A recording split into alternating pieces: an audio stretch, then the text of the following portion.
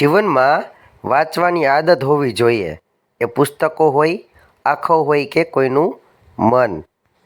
જીવનમાં એક વાત યાદ રાખજો, હિંમત ક્યાંય ભાડે મળતી નથી અને કોશિશના ક્યાંય કારખાના નથી હોતા.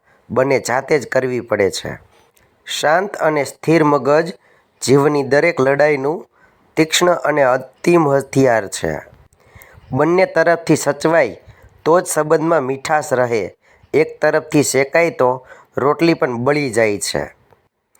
ઘમંડ ક્યારેય ન કરવો પોતાના નસીબ પર.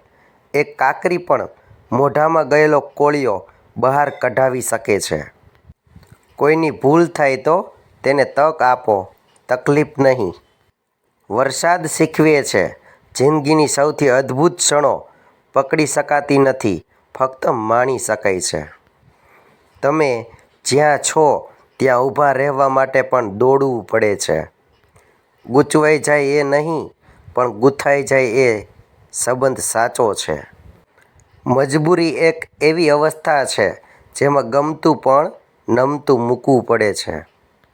ખરાબ સમય બે પ્રકારના હોય, એક રડતા શીખવાડે છે અને બીજો લડતા શીખવાડે છે.